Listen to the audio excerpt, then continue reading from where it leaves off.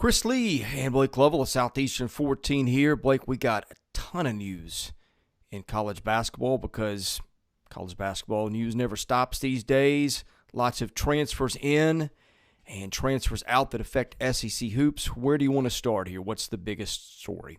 No, I don't know. I've got nothing to say. I don't follow this at all. There's no way to keep up with any of this. I'm just messing with you guys. I think Arkansas is probably the best place to start, because I think at this point they pretty much solidified themselves as probably the number one team in the country next season in the preseason. We were talking about them being top five, and we were looking at some of the preseason early polls, and again, way, way, way too early stuff out there. It's just now though. I think when you look at the roster and how it's built, not just the recruiting class, which, as we said, is right there at the top. Number two, whatever. They've added 3 transfers now. I mean, look, it's just, again, we're just looking at the time frame in which, since the last time we recorded, the Mitchell twins from Rhode Island. They've added both of those guys. Not bad to add 6'10", 245 and 6'9", 230, I think, to your lineup. 2 guys that are sophomores. I mean, those were the 2 best players on Rhode Island's team last year, and so now you add that kind of size. Vanover transferred, which I don't think is a surprise. As he can play. He can help somebody. Right. It's just, but I mean that fills your size gap. And remember, let's not forget, like, there is still, I don't know which way people are leaning on that, but I mean, Jalen Williams comes back too. I mean, you're talking just a ridiculous amount of size and length here on this team next year. And we talked about Anthony Black as a 6'7" point guard. That's a big team. And you saw what length did for Auburn this year, not just in the starting lineup, but coming off the bench too. I mean, I'm not saying those guys are Kessler and Jabari Smith, but you get where I'm going, right? Yeah. And look, we said there's a likelihood that there's the possibility that some of the other guys could return as well. I just think at this point, I mean, I know we're a week into the offseason essentially after the tournament, but I just don't know if there's anybody that's had a better offseason than Arkansas. And as things stand right now, and I've tried to do this because, again, I'm not just trying to stay in the SEC bubble here, but I've looked around and I just don't, as things stand right now, I don't see another roster that I would be more impressed with than Arkansas's heading into next season. Now, again, there's still a long way to go. It's a long offseason. You have to account for other transfers and injuries and that kind of stuff. But as it stands right now, I think they're probably the number 1 or 2 team in the preseason next year. And again, that's very much subject to change based on how this offseason goes. But it's hard not to look at this, and we're not just saying that because we have a lot of Arkansas people that watch our videos. I think there's a lot of people in agreement of that. I just think they've got all the momentum in the world right now. And as we said, too, the NIL stuff, you're starting to see, a program that's really taking advantage of this. And remember, too, we're doing in this time frame since our last video. Remember, they did land Trevon Brazile as well, the 6'7", really lengthy guy from Missouri. So I just see a team that is very complete. And again, if you're still factoring in the possibility of some of those other guys coming back, as it stands right now, I'd probably put Arkansas at the top of my list for preseason top 25 next season. So I think Arkansas is the big story. And like I said, like it or not, they've been the big which story has been for the a theme while. for 3 months now, it seems. Yeah. Give Muss and his staff credit. They're doing something right. They have built up a lot of momentum. And remember, a lot of these guys that are coming in are younger guys classification wise, but I still think that from a pure talent standpoint, there are not going to be even a handful of teams that can probably rival them, perhaps from a talent standpoint next season. Just based on, again, where things are at right now, and there's still the unknowns of who could come back and all of that. So Okay, when you say Arkansas would be 1 or 2, did you have another team in mind, or are you just throwing that out there, knowing Well, what a number 1 or 2 team looks like and giving yourself some leeway? I mean, I think, and that's where I kind of went back and forth on this, and I'm gonna pull this up because um, there was some of these things I was looking at. I was trying to see because some guys have already put out there. We talked about the heat check CBB one they put out there, so I'm gonna pull that up again real quick because I was referencing that yesterday, and of course it's gonna take me way longer than it should to do this. This Well, goes why don't back we to just reference your way too early top 25? well, I don't have 25 teams to put together as things stand, but I That's a think joke. no, I know. Houston's the team. That's the one I was trying to think of. I think you see that in a lot. I want to say someone else, but that's the one team I saw a lot yesterday was Houston, and kind of comparing it to other teams. They're going to be loaded. I mean, Duke's going to be loaded. I think they're another team that, no surprise, you'll have Duke right there in the top five without question. I still think I don't know that they're going to be top five, but I think they're right there on that borderline, possibly. And we'll transition to that in a second with Alabama. They got some big news as well. Your usual kind of group. I think Kansas will be in there probably. I'm looking at the heat check CBBs. I'm kind of comparing it against some of the others, but I think those are kind of the teams you're gonna put in there probably. I think for a lot of people, Arkansas and Houston are kind of, I'll say consensus, but those are the two teams you see a lot just because of what they have coming back and what they're going to add as well. So again, Duke, UCLA, Kansas, those teams will all be in there. Alabama, Kentucky, I think's got a shot, but I don't.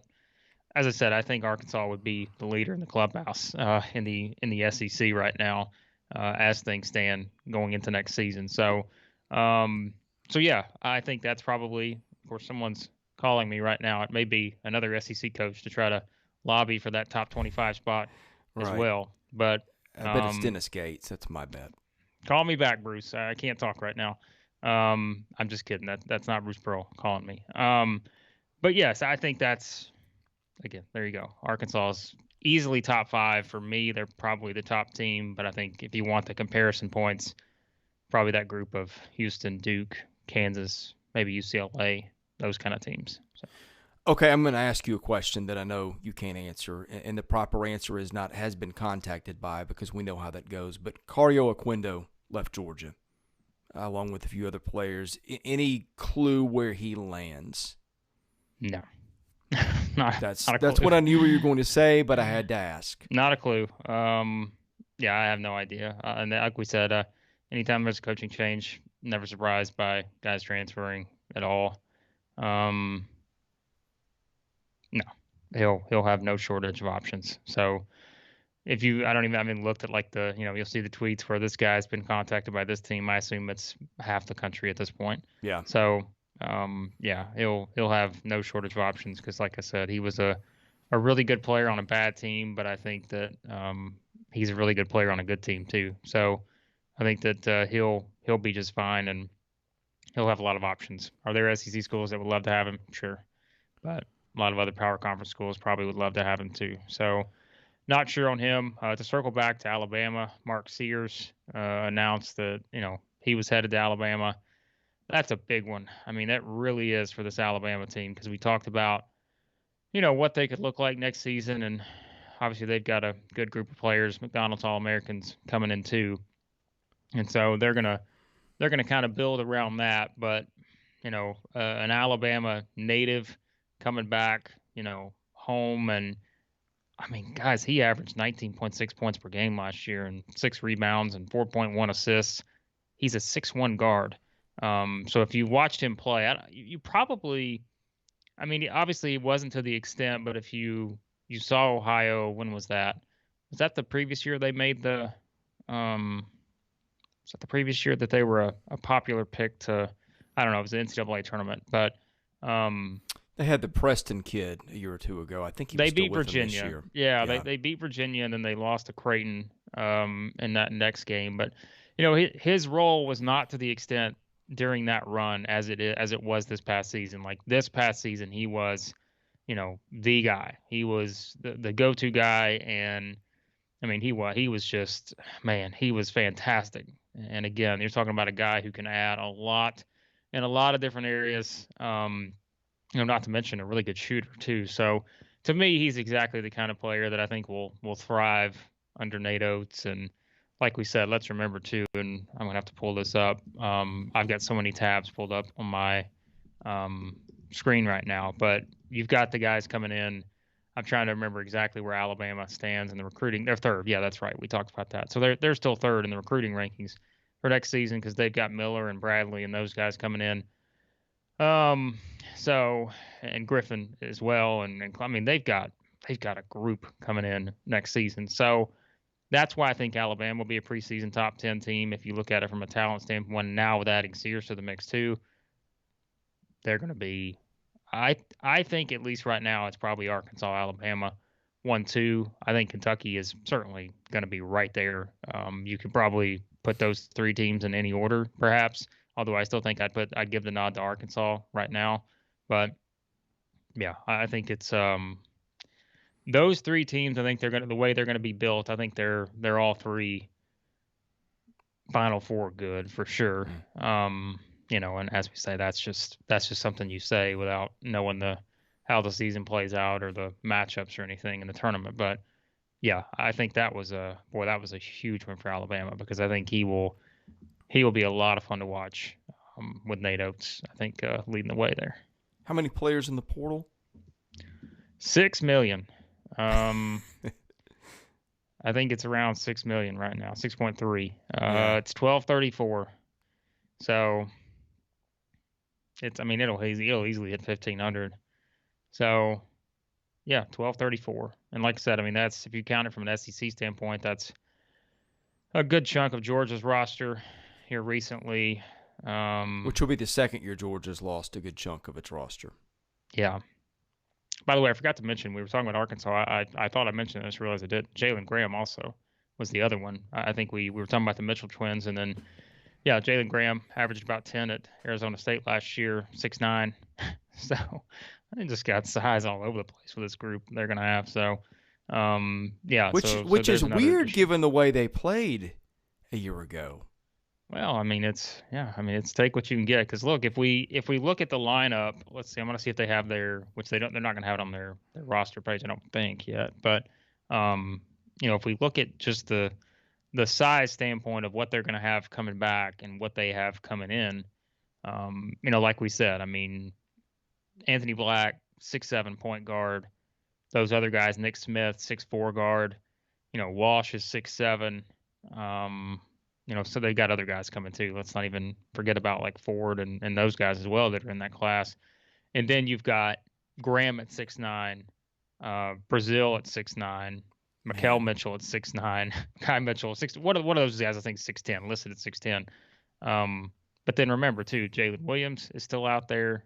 It's just. Well, here's the question I'm thinking of is like all these guys are going to look around going, there's a lot of big guys. Somebody's not going to get to play. Do you see one of these kids that's hitting the portal again before he even lands at Arkansas just because of the numbers game?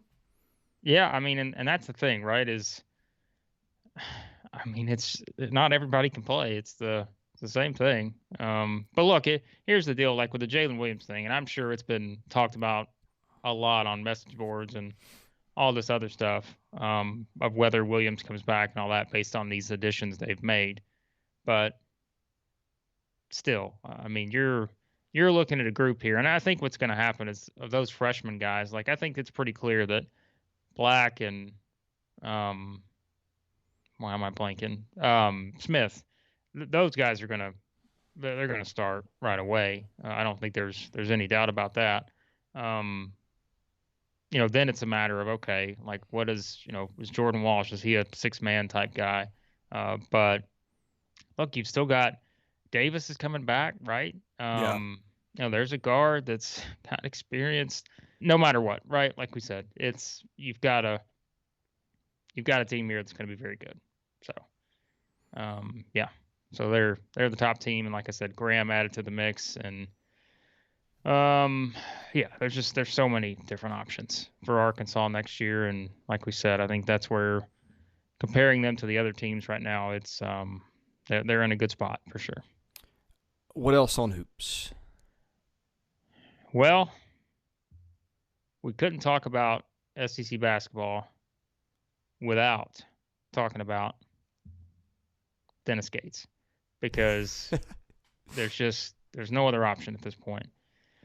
So Dennis Gates, everybody's been, wondering when's he going to hire a staff. This guy still hasn't, hired a staff and all this other stuff. And people are just losing their minds about, oh no, like this guy's in over his head. He can't even hire a staff. Well, folks, he's hired a staff, and he's hired one big part of the staff, and that is going to be, oh my God. I mean, you talk about a pickup here. We look at this, and it's going to be Charlton Young from Florida State, who has been with Leonard Hamilton since what? I think it was 2013. And actually, if you go way back when, he was assistant at Auburn back in the day. He's going to join as the associate head coach at Missouri, and this is a huge, huge deal because you look at someone who has you look at recruiting, like he's just a very, very good recruiter. And I mean, he's getting quite a deal. I think it's Rothstein reported it was 3 years, 1.8 million, more than 1.8 million for this deal. Per year? I don't know. It just says deals for 3 years in excess of $1.8 million. Either way, that's a lot of money. Don't hold me to anything on that because I have no clue. But it's worth every penny, I think, because you're talking about these two guys work together at Florida State, and Young is just, you can look at some of the stuff. I mean, here's when when the opposing fan bases are just gutted by losing an assistant coach, how good that guy was. And that's what you see like with Florida State. If you see some of the reaction and stuff, everybody's like, oh my goodness. Because I think a lot of people were thinking that he was going to be the guy that perhaps took over for Hamilton. Although, like we talked about, that could be a possibility down the road for Gates. Although, if he has success at Missouri, I don't, it just depends, I guess. Well, Missouri's a better basketball job than Florida State, don't you think? Well, yes, but I also think there's going to be don't want anybody to come in and crash the legacy that the coach that I admire the most. Listen, I'm not saying he's going to jump. I'm just saying that I think there are factors in play here that make this a more interesting discussion. But that's a discussion years down the road. Yeah. And it's all a matter of, if Dennis Gates doesn't have success in Missouri, then it's maybe not going to be the option. So it's like that's again a way far down discussion. But Young is someone that again, recruiting wise, is going to be very valuable. Because he has been a big part of, Florida State's success too, just like Gates was when he was there and helping Hamilton and those guys. And, he is a guy who has former head coaching experience. He was at Georgia Southern about a decade ago. And so I think it's a big hire because I think the recruiting aspect, again, those two guys have just done such a good job recruiting and knowing the JUCO scene, knowing a lot of those different things. That's why I think that it's a big hire and it's a big win. And by the way, another big win for Missouri, Aiden Shaw, who decommitted, and everybody's Missouri fans were hanging on this one. Like they were just saying, all right, we're all in if Dennis Gates can get Aiden Shaw back in the mix, because you're talking about once again, if I can sort through my tabs here, you're talking about a top 50 player. That, look, that's a big boost for a Missouri team. You got a guy coming in, the top 50 player who had decommitted. I've got to find the date here. So he decommitted on the 17th of March. So that was, I don't remember exactly when Gonzo was fired, but to get him back, like that's a big boost right away because they've already, as we said, I think they've got some positive momentum with some of the other guys that are out there right now. I know they're going to have some guys visiting this weekend on campus, some of the, a couple pretty decent transfers that'll probably fit how they want to play. So I think Missouri is one that's having a good offseason. And here's one too. Keep this in mind. And I'm not just going on my Dennis Gates, love fest here, but we gotta be real here. He brings in, C.Y. Young is the associate head coach, and now he's got two of his Cleveland State guys coming in as well in this group. Demoy Hodge. Have you seen Demoy Hodge play?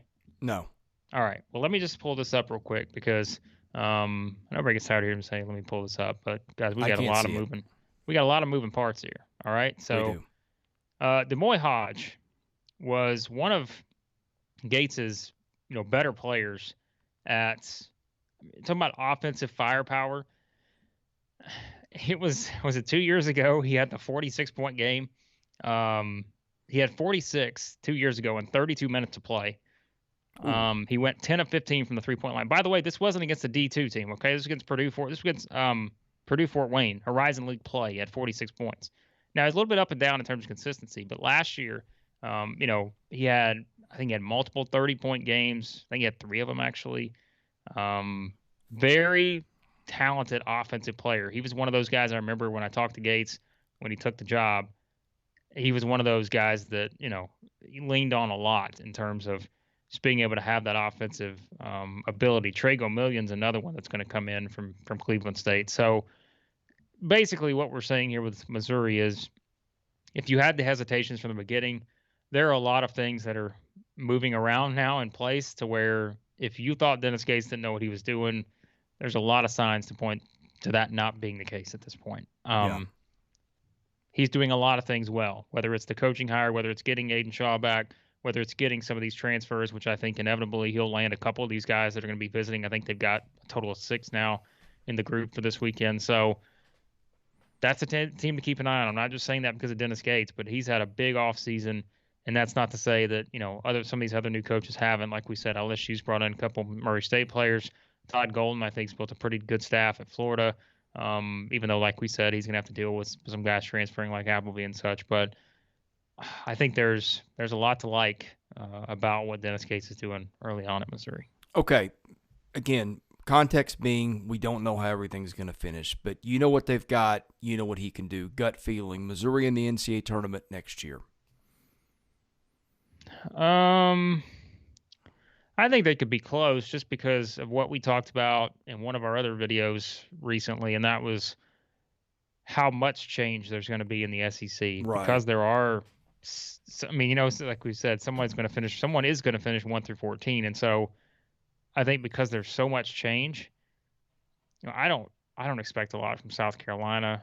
I think even Georgia, I think Mike White will do a good job, but is he going to have them in the tournament next year? I wouldn't expect that because he's, basically going to have to rebuild the roster. And you're talking about 2 straight years now. The roster's been rebuilt completely. So I think they could be close, actually. And I don't know if it's going to happen, but I think if you look at it right now, like I said, I think you've got a pretty clear Arkansas, Alabama, Kentucky, Tennessee, Auburn. I think those 5 are all tournament teams for sure. Then I think there's a lot of unknowns, right? Like, wouldn't you say that probably beyond that? If let's say those 5 are, barring one of those teams just having an enormous amount of injuries or just having a terrible, terrible season, which I just don't see. I think those 5 teams are NCAA tournament teams. So let's say the SEC gets 7 in, okay? Pick a couple teams after that, right? And whether that's, I don't know, A&M, that's one, but I don't know, right? Like, it's just, we can look at what they did this season, but there's still so many unknowns. And that's why I think that for Missouri, if you rebuild the roster that way, maybe you got a shot to be in that mix.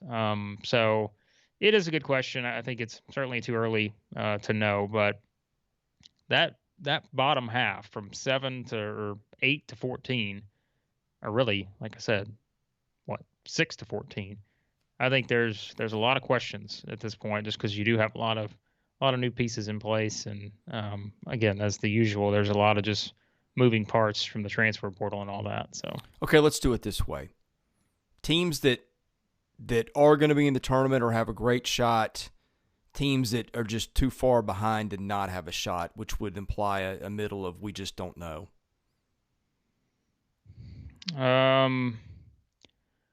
I think LSU will be in the mix. Maybe Wow, I'm wrong. That's crazy. Well, I know, but I'm not. By the way, I'm not disputing it. I'm just saying.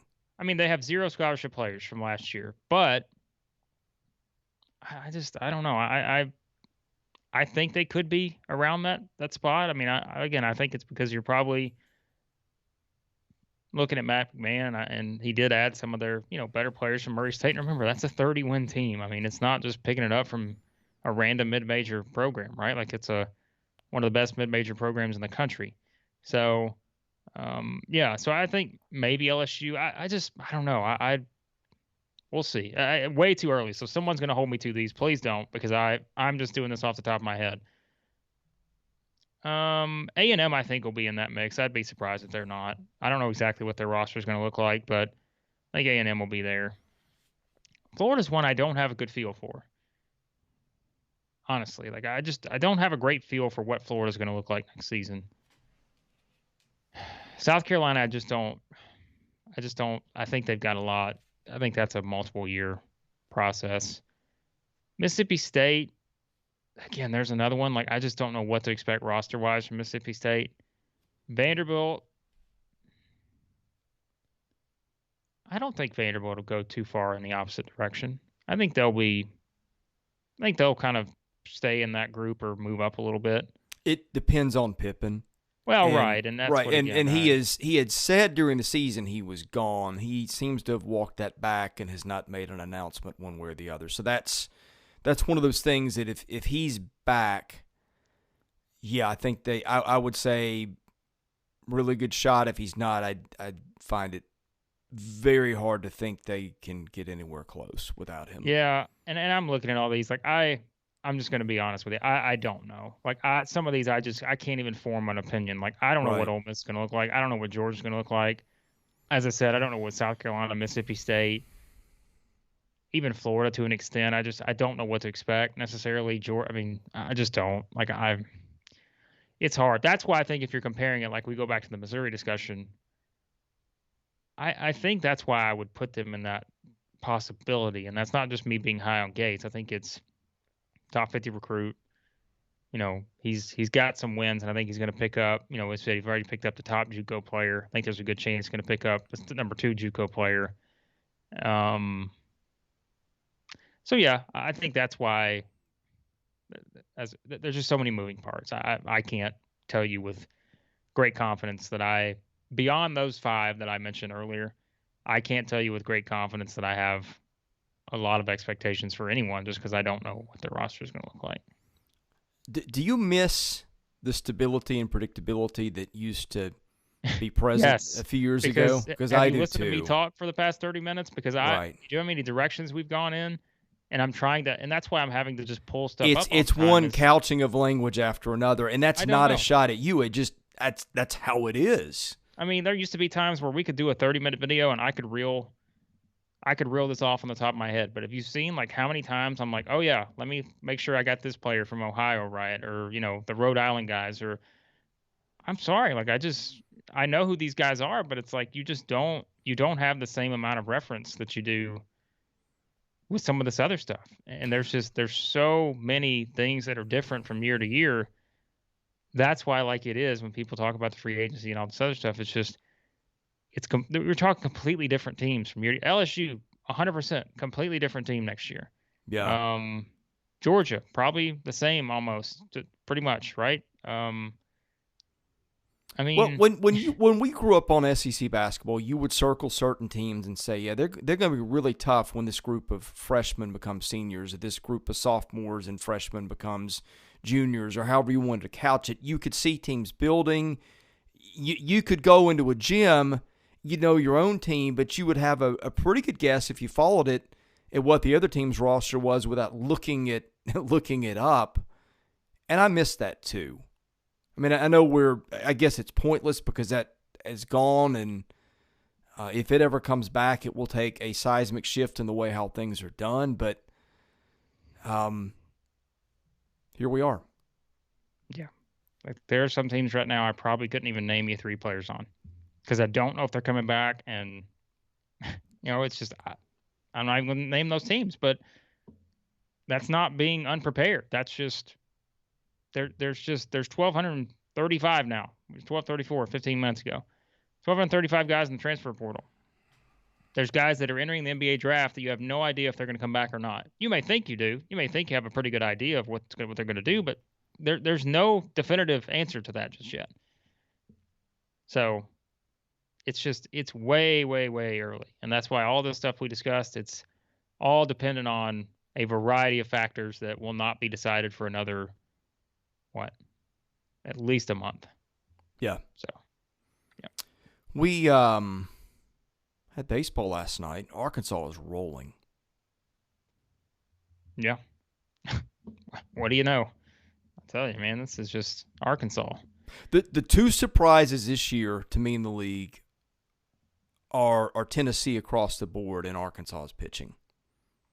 Like, the crazy thing is Arkansas really hasn't started to hit consistently yet. I mean, it's gotten better, but we would have said that Robert Moore and all those guys they've got are going to be having big years, and we didn't know about the pitching after Paulette. I mean, last night Connor Nolan was great against Florida, and Florida can hit, but it didn't last night. Florida's been interesting, haven't they? Everybody's been interesting, man. Everybody's been interesting. Here's what's happening right now. You've got two teams that are running away with it, and it's a shame that they don't play in Tennessee and Arkansas because I think that's what it's going to come down. I mean, Tennessee's going to win the East probably by record margin. And Arkansas, I thought, had the most favorable schedule in the West, and it's gotten off to an outstanding start, and I just don't see either team being usurped at the top. Florida the most disappointing team? No, because I'd built in the expectation that, well, I mean, maybe I should think about that. I had built in the expectation that Florida was going to struggle early because the pitching staff behind Barker was really young.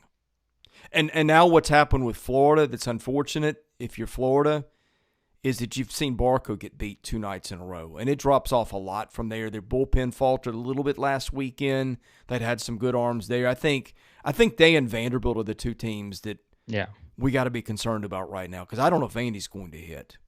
I was going to say them too. That's why I was looking. I was like, yeah, they're probably in that discussion too. So, yeah. Well, Vandy Auburn will be interesting, I think. Tennessee's probably not losing this weekend. No, I don't know. Based on Tennessee's pitching, when and where they lose to anybody. I mean, they're going to lose some games, of course, because that's how baseball goes. Yeah. But they've built in such a cushion. Missouri, Alabama. My guess is Tennessee will be 12-0 after this weekend. I don't know if that's ever happened. And they go to Florida, home against Auburn, at Kentucky. So I mean, they're not technically right now. They're not going to play any top 25 team until they get to Georgia in early or mid-May, and that's the only team as it stands right now. Because again, they've already done their work, right? Because they did what they did to Ole Miss, Vandy, but yeah, they've probably been through the toughest part of their schedule. I was going to say technically Georgia's the only series left where you have a top 25 team. So yeah, I mean they still got, like I said, still got to go to Florida, still got to go to Kentucky, Mississippi State, but technically, yeah, it's true. Yeah, I think it's Tennessee and Arkansas, and then it's uncertainty. Georgia's good. Georgia right now would easily be hosting, if not being hosting 2 weekends. But I still don't know if the pitching's depth is there. That's kind of where we are. Yep, we'll see. So, should be another interesting weekend. So, Vandy at Auburn, that's an interesting one now, I think, more so than maybe you would have thought several weeks ago. So, wrote a story about SEC baseball. I heard that. Yeah, I think a lot of people are going to hear it. Look, let me just say a few things. I spent my entire week on that story. I did nothing besides that, making phone calls, asking people to speak on the record, getting background off the record. There was not a word written in that story that was careless. And, I mean, I think I have left open every option that could have happened. I think that the NCAA has a huge problem with the bats. I don't think the NCAA sees it that way. I think it's a shame. I think, again, you've got a big safety hazard. Blake, what I'm concerned about, whether there's something on the up and up or not, the exit speeds of some of these balls right now are tremendous, and I worry about somebody getting hurt. All I'll say is read the story before you. Yes, share your and read every word of the story, because everything is in there for a reason. It's probably 22 or 2,300 words, but there's no fluff. I mean, you have to read it start to finish, because there are a lot of different angles here. There are a ton of different angles here, and I think they all matter. Like if you read half of it, even if you skip the last paragraph or two, you're not going to get the whole story. But the world we live in is people just read stuff, and it's hard for people to read an article like that, but I did not waste a word, and everything was in there for a reason. So, yeah. And I did not use anything that I could not trust or verify. That's why I said I'd read the story. You know, Yeah. your opinion may not change or whatever you think going into it, but I would read the full story before you comment on it. Because Right. I think I'm not just saying that, we say that all the time when it comes to our stuff. Like we've said that about our videos and stuff. People comment before they watch the whole video. Well, you've got to have the full thing, because it may not be what you think it is. You just got, you may think one thing, but you have to actually read the whole thing to. But again, it's not a matter of changing an opinion. It's just, this is what it is, and yeah, it's a good story. I would if you're a baseball fan, I definitely read it. So, well, yeah, the story is, and you can look in the title, and that's why it matters. The process has a hole in it. It is causing a safety risk, and I think that's why people need to be concerned, among other things. But the safety's got to be the biggest thing, and that was the case back in 2009, 10. You were hearing coaches say stuff like, "I'm concerned that with the exit speeds off the bat, somebody's going to get hurt." And frankly, you see that at the major league level too, with the wood bats. But that's their issue. Southeastern14.com. All right. It's there. Thanks for watching. Hit subscribe. We'll see you next week.